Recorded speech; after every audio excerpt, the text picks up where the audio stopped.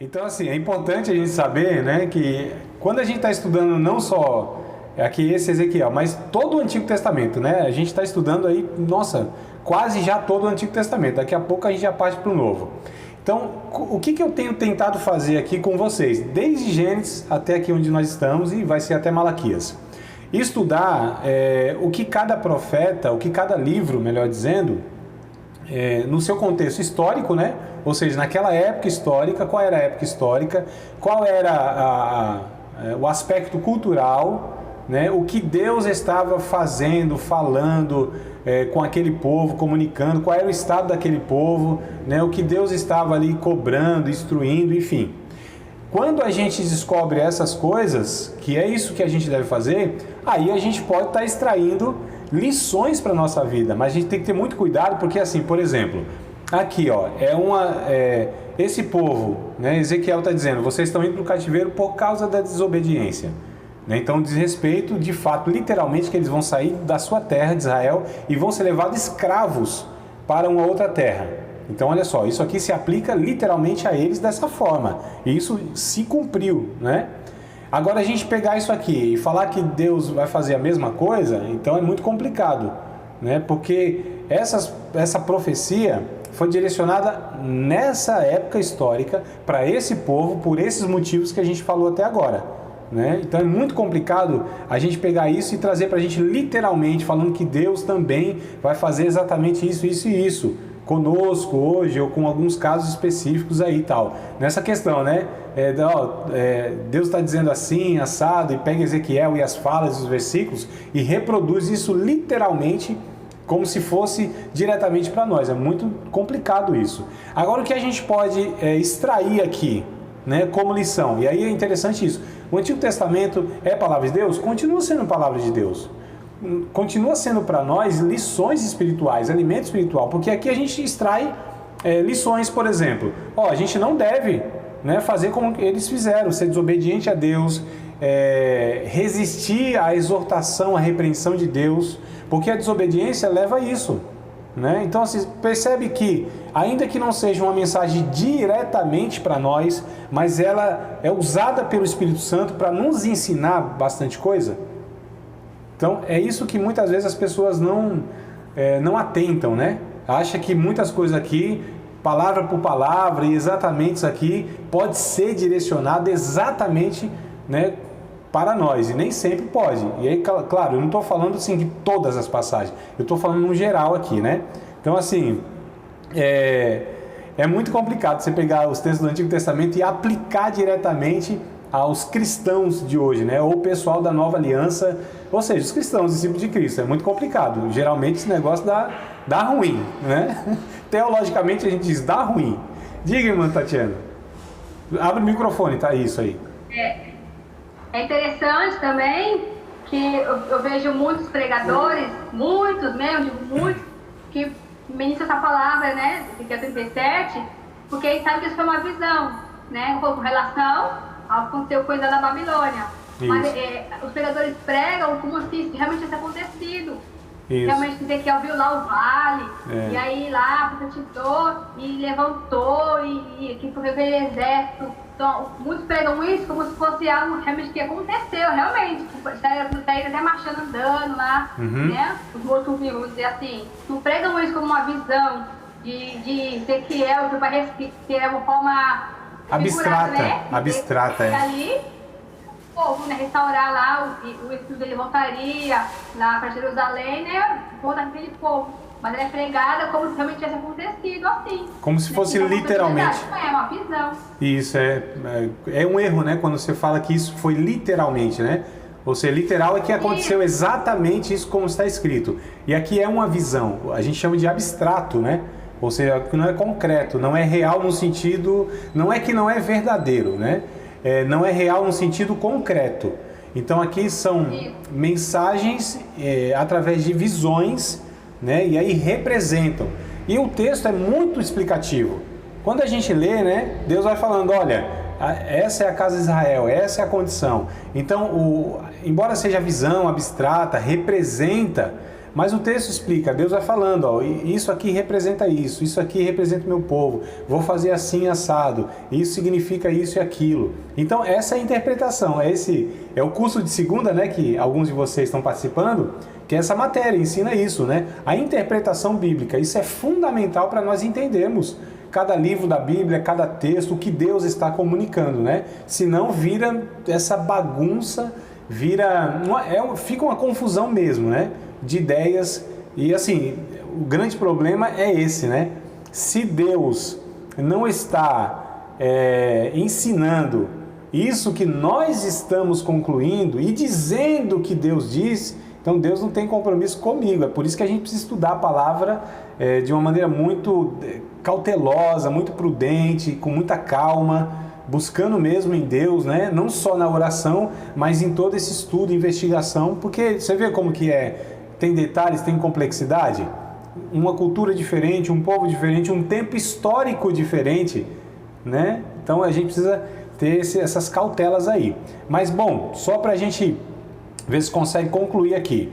Então, esse capítulo 37 aqui, ó, Deus está dizendo, né, através do profeta Ezequiel, para aquele povo, tá certo? Lá na Babilônia, né, nesse período de 586 até 516, que eles ficam cativos lá, 70 anos, dizendo então que Deus vai fazer tudo isso, restaurá-los, não só como nação, eles vão voltar lá para Israel, vão edificar Jerusalém de novo, vão ter novamente a sua terra lá e tal, mas também Deus iria restaurá-los espiritualmente, né? O conserto seria renovado. E a gente vai ver no estudo mais para frente aqui, em Daniel, em Esdras, em Neemias, a gente vai ver, aliás, Neemias, nem lembro se a gente estudou, mas a gente vai ver aqui, né, que na história, na sequência da história, Deus de fato faz isso.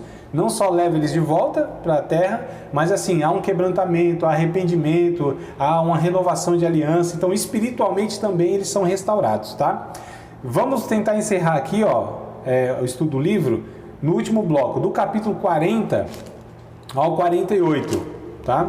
Eu coloquei aqui, ó, o templo é reconstruído. Então, olha só, nada disso ainda está acontecendo, é uma visão, é para o futuro. Então, nada disso está acontecendo, mas a visão ou as visões, né? Se vocês lembrarem que no começo da aula eu disse assim, esse é o profeta das visões. Então, Deus foi mostrando um monte de visões, mostrou os querubins lá, se vocês lerem o capítulo 1, depois o capítulo 10, vai ter lá uns seres angelicais que representam um bocado de coisas. Os querubins são aqueles seres celestiais que têm 4 rostos, né? Então é visão para todo lado aqui, ó. Isso aqui é muita visão. Mas nada disso tinha acontecido, tá? Era profético, né? Era uma profecia para o futuro, um futuro próximo, né? Em algumas visões, mas essa aqui, por exemplo, do 40 ao 48, é um futuro já longínquo, tá bom? Olha só, então do capítulo 40 até o 48, assim como os outros profetas, né? A mensagem de Ezequiel foi concluída com uma forte nota de esperança, uma restauração futura e esperada. Então a gente vê aqui o capítulo 41, por exemplo, Deus dizendo que ia restaurar o santuário, o templo, né? E a gente vai vendo aqui, ó, o 42, o 43, enfim, há uma promessa de restauração futura. Alguns entendem, inclusive, que a nação de Israel, né, para ser restaurada espiritualmente, isso vai acontecer lá no futuro, no final dos tempos. A gente viu, né, na história, ou aliás, nós vamos ver aqui no estudo, mas a história bíblica já mostra isso, que eles foram restaurados, houve uma aliança e tal, depois se rebelaram de novo e tal, aí veio Jesus, né, tal, a nação ainda estava em rebeldia, toda contaminada, corrompida com seus líderes e tal. Então, assim, em parte foi feito logo em seguida. Mas o que é profetizado por Ezequiel, dos capítulos 40 ao 48, diz respeito mesmo a um futuro, tá? Que um templo será restaurado, né? Isso os estudiosos acreditam. O templo será restaurado, essa nação ela vai se voltar em obediência mesmo a Deus, né? Ao Messias, e aí Deus vai restaurá-los espiritualmente como Deus pretende, né? Na plenitude, eles vão de fato receber a providência de Deus sobre suas vidas para a salvação, que é Jesus, tá? Então, na verdade, o templo aqui, né, profetizado não é nem um templo físico. Ageu, se não me falha a memória, Ageu, ele até disse de uma segunda glória, um templo que teria uma segunda glória maior do que a primeira, né? O templo que seria a glória do novo templo, né? Ou a segunda glória e tal. Mas nem diz respeito a um templo físico, e sim a pessoas que seriam habitações de Deus, que a gente vê se cumprindo em Atos capítulo 2, né? Que eu já estou falando aqui de um relacionamento com Deus, com os cristãos, onde habita neles.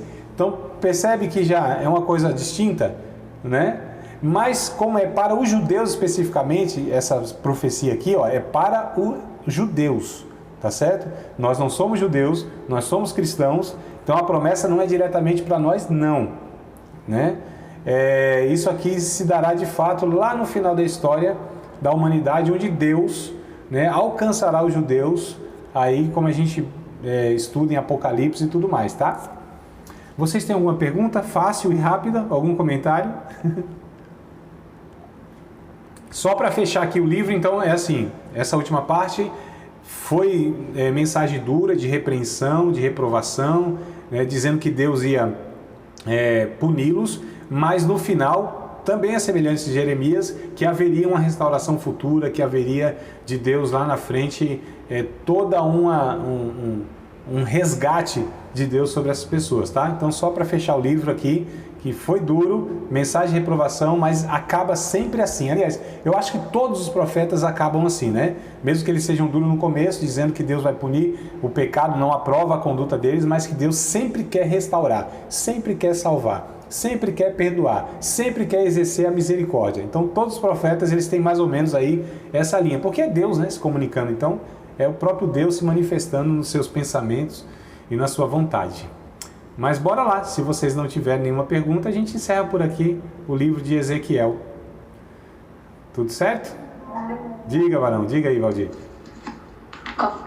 Só uma... acho que eu não estava aqui, desculpa, se você já falou, mas Ezequiel, o tempo dele foi durante ou antes da Babilônia? Varão, deu uma Ele está profetizando isso antes, né? Deu uma cortada aí na tua fala. Fale de novo, por favor. Alô? Oi. Ele está profetizando, Ezequiel está no tempo antes do cativeiro da Babilônia, é isso? Ah, sim, ele profetiza na Babilônia, lá na Babilônia mesmo. Já na Babilônia. O Jeremias, ele profetiza 40 anos, o Jeremias, né, o profeta anterior, 40 anos em Israel, em Jerusalém. Ele no finalzinho é levado para a Babilônia, mas no final da sua vida. O Ezequiel, ele é levado ainda moço, né? 30 anos naquele tempo era considerado não tão velho. 30 anos ele é levado, ele começa a profetizar já com os cativos lá escravo, né? Junto com a nação. Então ele é o profeta na Babilônia, é o profeta do cativeiro. Tranquilo? Tá certo. Vamos lá então. Mais alguma dúvida, alguma questão?